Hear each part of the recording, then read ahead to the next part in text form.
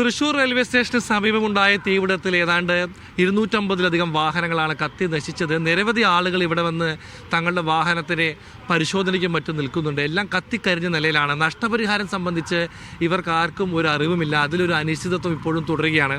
എന്നോടൊപ്പം ചിലരുണ്ട്, ഒരു വൈദികനുണ്ട്, മറ്റു ചിലരും. ഇവരുടെയൊക്കെ തന്നെ വാഹനങ്ങൾ ഇവിടെ കത്തി നശിച്ചതാണ്. പിതാവേ, എന്താണ് വാഹനത്തിൽ സംഭവിച്ചത്? ഞങ്ങളുടെ വാഹനം എല്ലാവരുടെയും ഇപ്പോൾ ഈ നിൽക്കുന്ന ഒരുപാട് ആൾക്കാരുണ്ടായിരുന്നു. ഇപ്പോൾ അവരൊക്കെ പോയി. പോലീസുകാർ പറഞ്ഞു ഇവിടെ നിൽക്കണ്ട, നിങ്ങൾക്കുള്ള എന്താണ് നഷ്ടപരിഹാരം ഞങ്ങൾക്ക് ചെയ്തു തരാൻ പറ്റണത് അതെന്താണ് കൃത്യമായിട്ട് ചെയ്തു തരാമെന്നൊരു ഉറപ്പ് പോലീസ് പറഞ്ഞിട്ടുണ്ട്. പക്ഷേ അതിൻ്റെ ഡിക്ലറേഷൻ ഔദ്യോഗികമായിട്ടുള്ള പ്രഖ്യാപനം നടത്തിയിട്ടില്ല. അപ്പോൾ റെയിൽവേ പറയണത് ഞങ്ങളുടെ ഭാഗത്തുനിന്നും തരില്ല എന്നുള്ളത് മാധ്യമങ്ങളുടെ അറിയാൻ സാധിച്ചു. അതുപോലെ തന്നെ പോലീസുകാരുടെ കൃത്യമായൊരു മറുപടി നൽകിയിട്ടില്ല. ഞങ്ങൾ ഇവിടുന്ന് പോകാൻ വേണ്ടി അവർ പറഞ്ഞതാണോ എന്താണെന്ന് അറിയില്ല. ഇതിലെ അനിശ്ചിതത്വം നീക്കണം എന്നുള്ളതാണല്ലേ? തീർച്ചയായിട്ടും. അപ്പോൾ എത്രയോ പാവങ്ങൾ അന്നത്തെ ജീവിതത്തിന് വേണ്ടി ഓടുന്ന ആളുകളാണ്. ആരും ഒരുപാട് പൈസ ഉള്ള ഉയർന്ന ആളുകളൊന്നല്ല. അവരുടെ ജീവിതത്തിൻ്റെ ഉപജീവന മാർഗമായിട്ട് ജോലിക്ക് വേണ്ടി പോകുന്നവരാണ് അവരോട് വെച്ച് പോയിട്ടുള്ളത്.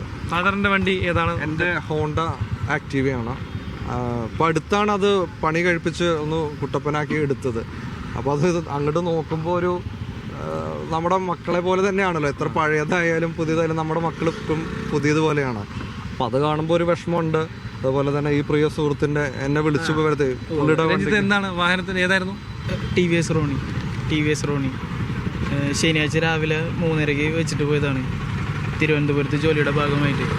അപ്പോഴാണ് ഞായറാഴ്ച രാവിലെ ഒരു 7:45 ഞാൻ അറിയുന്നത് തന്നെ. ഇങ്ങനെ ഒന്നും പ്രതീക്ഷിച്ചില്ല. 2023 എടുത്താണ് വണ്ടി. ഇപ്പോഴും ലോണ് പെൻഡിങ് ആണ്. EMI പെൻഡിങ് ആണ്. ഇൻഷുറൻസ് ക്ലെയിം കിട്ടിയാൽ തന്നെയും മുഴുവൻ തുകയൊന്നും ആവില്ല, കിട്ടില്ല. ഐഡി വാല്യൂ കുറവാണ്. ഒരു 1 ലക്ഷത്തിൻ്റെ അടുത്തോളം ലോണ് പെൻഡിങ് കിടക്കുന്നുണ്ട്. എന്താ ചെയ്യേണ്ടെന്നൊരു പിടിയില്ല. ഇവരെ ഭാഗത്തുനിന്ന് ഒന്നും ഇതുവരെ പറഞ്ഞിട്ടില്ല, ഒരു നടപടികൾ എടുത്തിട്ടില്ല. ചേട്ടൻ വണ്ടി പോയിട്ടില്ല? എൻ്റെ വണ്ടി ഇതുപോലെ തന്നെ ആക്റ്റീവാണ്. വണ്ടി പുതിയ വണ്ടിയാണ്. 1 കൊല്ലം 3 മാസമായിട്ടുള്ളൂ. നിങ്ങളൊരു വാട്സാപ്പ് ഗ്രൂപ്പൊക്കെ തുടങ്ങിയിട്ട് അല്ലേ? വാട്സാപ്പ് ഗ്രൂപ്പ് തുടങ്ങിയിട്ടുണ്ട്. അതിൽ നമ്മുടെ ഒരു സുഹൃത്ത് ലേഡിയുടെ ഹസ്ബൻഡ് അഡ്വക്കേറ്റാണ്. അപ്പോൾ അദ്ദേഹം നിയമവശങ്ങളൊക്കെ പറഞ്ഞു തന്നിട്ടുണ്ട്. അപ്പോൾ പരമാവധി ആളുകളെ ഈ വാട്സാപ്പ് ഗ്രൂപ്പിലേക്ക് ചേർത്ത് നമ്മൾ ഒരുമിച്ച് നിന്നാലാണ് എന്തെങ്കിലും കിട്ടുള്ളൂ. അത് ഒറ്റയ്ക്ക് പോയി കഴിഞ്ഞാൽ ഒന്നും കിട്ടില്ല. നമ്മൾ മിണ്ടാതിരുന്നു കഴിഞ്ഞാൽ ആർക്കും ഒന്നും കിട്ടില്ല. ഇപ്പോൾ എൻ്റെയൊക്കെ ചെറിയ ഒരു നഷ്ടം എന്ന് പറയാൻ പറ്റുള്ളൂ. പക്ഷെ ഭീമമായ നഷ്ടങ്ങളുണ്ട്. 2 ലക്ഷത്തിൻ്റെ ഒക്കെ ഈ സ്പോർട്സ് ബൈക്കൊക്കെ ഉള്ള ആളുകളുണ്ട്. അവരുടെയൊക്കെ കരച്ചിൽ ഞാൻ ഇന്നലെ കണ്ടതാണ്. അപ്പോൾ ഇതിനൊരു നഷ്ടപരിഹാരത്തിൻ്റെ വഴി ആരുടെ ഭാഗത്ത് അധികാരികൾ ആരാണെങ്കിൽ അത് ചെയ്തു തന്നാൽ വളരെ ഉപകാരമായിരിക്കും. Thank you. തൃശ്ശൂരിൽ നിന്നും നടരാജ് പരശുറാം, മീഡിയ 1.